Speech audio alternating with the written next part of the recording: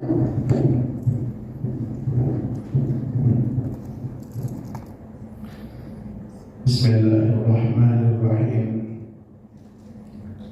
Assalamualaikum warahmatullahi wabarakatuh.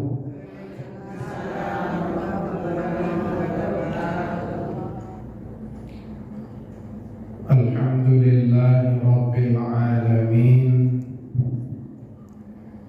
Wassalatu wassalamu ala rasulillahi ajma'in. Allahumma fassalli wa sallim wa barik ala sayyidina Muhammad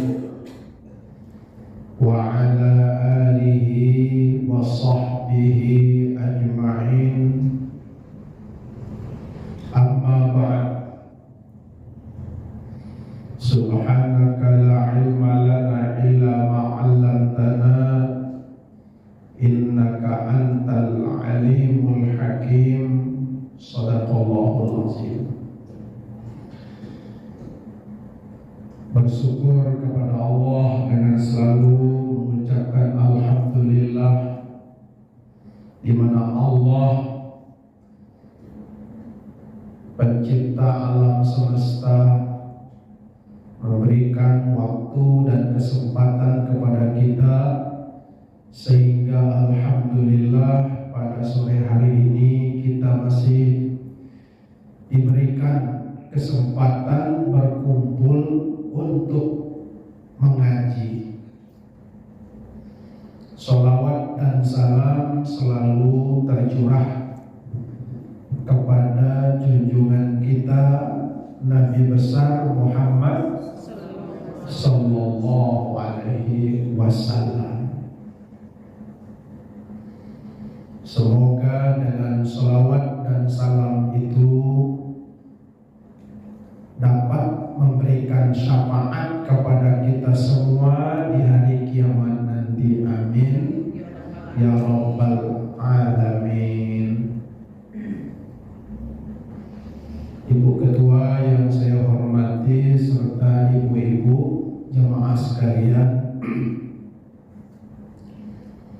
tiada terasa bahwa kita sudah mengakhiri tahun 2023 dan sekarang kita sudah berada di awal tahun 24.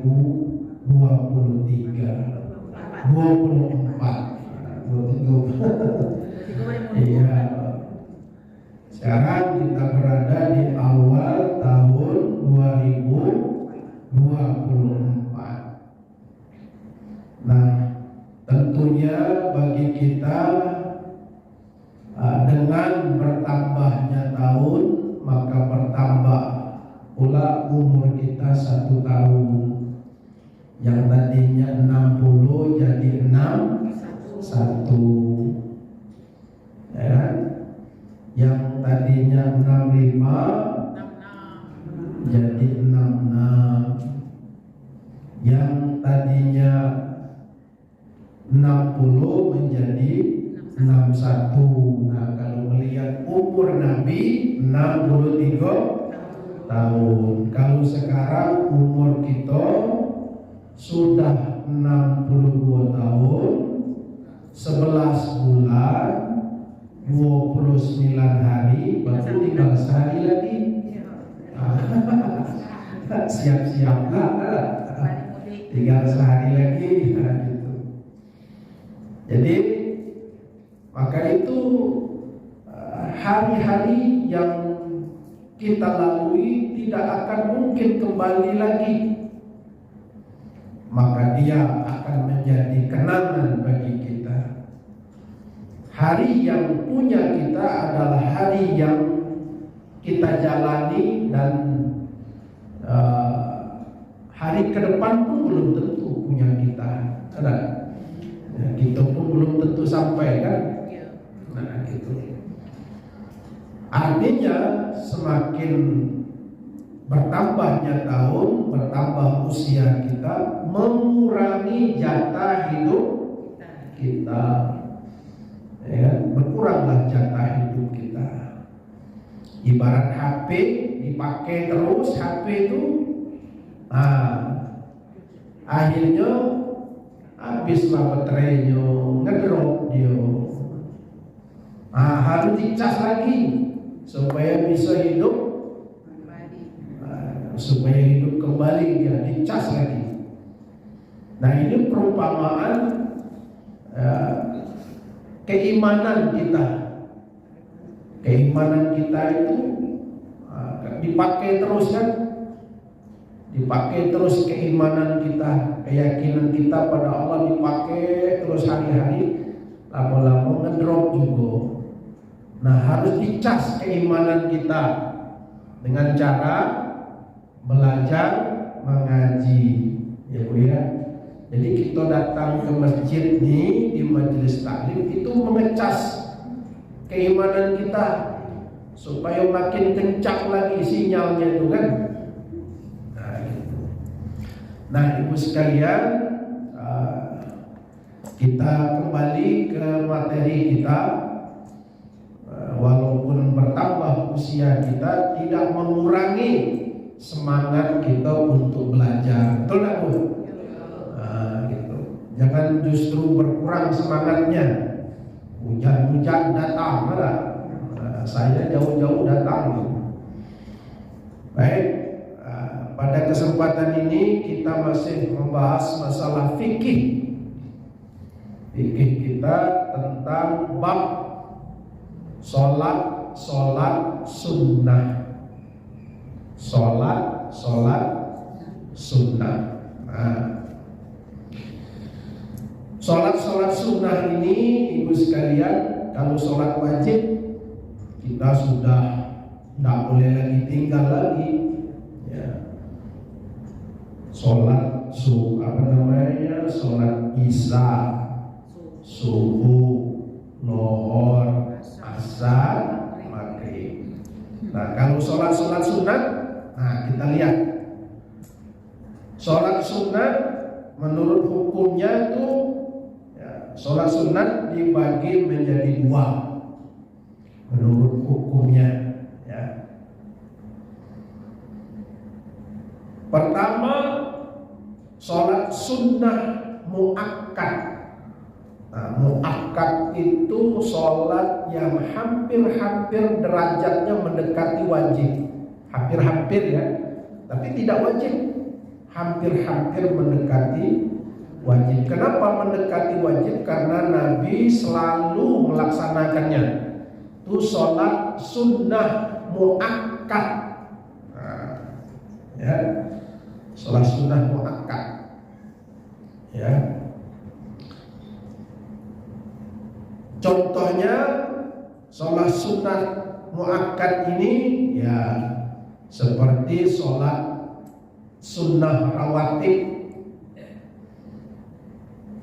Itu hampir mendekati sunnah, hampir mendekati wajib. Sholat sunnah muakkad seperti sholat rawatib, sholat yang mengiringi sholat wajib. Contoh, ya kan? 2 rakaat sebelum dan 2 rakaat sesudah sholat zuhur. Sebelum dan sesudah zuhur. Jadi qobliyah ba'diyah. Hampir mendekati wajib karena dia selalu dikerjakan oleh Nabi. Nah, kita ini contoh Nabi. Jadi sebelum zuhur dan sesudah zuhur itu sholat sunnah yang selalu dan sering dikerjakan Nabi. Hukumnya sunnah muakkad. Itu contoh sunnah muakkad. Apalagi contohnya sholat sunnah witir, ya kan? Sholat sunnah witir itu dilakukan setelah kita mengerjakan sholat malam. Contohnya sholat malam itu sholat tahajud, sholat hajat, sholat duha di malam hari. Nah, kita tutup dengan sholat witir. Jadi witir itu tidak hanya bulan Ramadan. Nah, kita ini ini kadang witir baru ngerjakan witir bulan Ramadan, ya kan? Nah, justru setiap akhir dari sholat sunnah malam kita tutup dengan sholat witir. Boleh, yang penting ganjil. Boleh 1 saja, boleh 3, boleh 5, boleh 7, boleh 9, dan sampai 11 ganjil. Witir. Tapi kalau habis isya itu boleh nggak Pak? Boleh kan? Habis isya, Habis isya kita sunat ditutup. rencana ada bangun tidak nanti? Insya Allah tidak. Insya Allah bangun. Ya. Habis isya boleh? Boleh ya. Boleh. Habis isya. Habis isya sholat witir. Khawatir kita tidak terbangun, ya sudah. Iya sudah dapat. Dapat kita ngerjakan witir, ya kan? Kemudian contohnya lagi sunnah muakkad itu sholat sunat tahiyatul masjid. Wah, ini termasuk sunnah muakkad nih. Tahiyatul masjid. Ini sholat apa nih? Tahiyatul masjid nih sholat apa nih? Itu hukumnya. Sunnah muakkad. Itu hukumnya itu. Hukumnya sunnah muakkad. Sholat tahiyatul masjid ini sholat apa? Kita masuk masjid. Setiap masuk masjid kita melakukan tahiyatul Masjid. Maksudnya apa? Tahiyatul itu Untuk menghormati. menghormati masjid, ya, menghormati masjid, tahiyatul masjid. Jadi setiap orang masuk masjid mesti melaksanakan sholat sunnah tahiyatul masjid. Berapa rakaat, Bu? 2 rakaat. Ya. Pakai ayat apa tidak lagi? Boleh pakai. Boleh pakai, boleh tidak. Al-Fatihah cukup ya, 2 rakaat tadi. Nah, itu sholat sunnah tahiyatul masjid. Nah, gitu. Kalau di lapangan boleh tak tahiyatul masjid? Tidak ada karena memang tahiyatul masjid itu khusus di masjid. Kalau kita kan sering diundang itu ke langgar. Iya. Kalau kita pakai langgar itu kadang ada yang mengatakan itu anggaplah itu masjid. Jadi kita tuh Ya. Masjid. Boleh. Yang penting dia itu sudah khusus ditempatkan untuk sholat, untuk ibadah, ya kan? Walaupun langgar, surau, namanya saja yang lain, namanya saja yang berbeda, ya.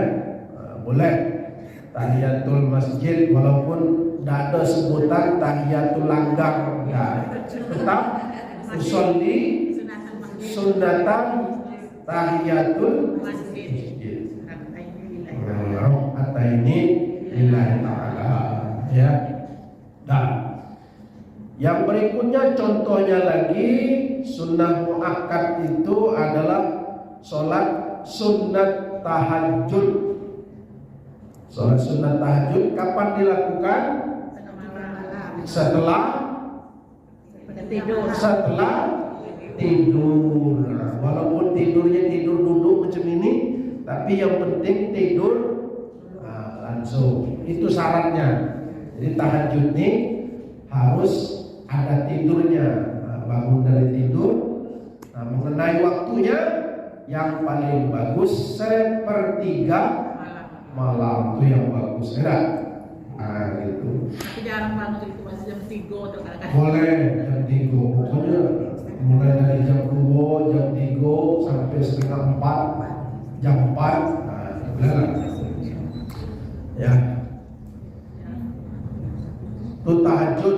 Ini tahajudnya untuk apa gunanya? Mengampun kepada Allah. Untuk apa gunanya? Sholat tahajud gunanya untuk maqam mahmuda, untuk diberikan maqam derajat.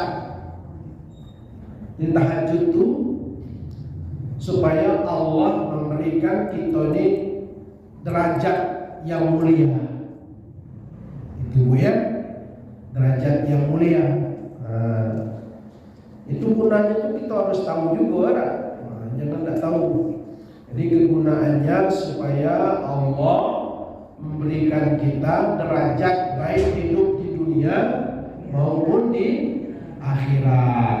Nah, itu diberikan maqam mahmuda. Salat tahajud mengenai rakaatnya berapa banyak? Sebanyak-banyaknya. Ya, boleh sebanyak-banyaknya. Sekurang-kurangnya dua rakaat. Ya, 2 rakaat. Tuh, ayatnya bebas lah ya. Bebas. Nah, tahajud 2 rakaat. Sudah itu mana lagi contohnya yang sunnah muakkad, sholat sunat duha. Sholat sunat duha, kapan dilakukan sholat sunat duha?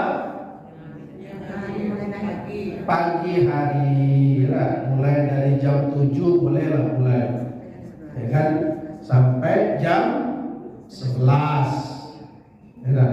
Jam 7 sampai jam 11 sholat sunat duha, sekurang-kurangnya 2 rakaat. Ayatnya wasyamsi wa duhaha.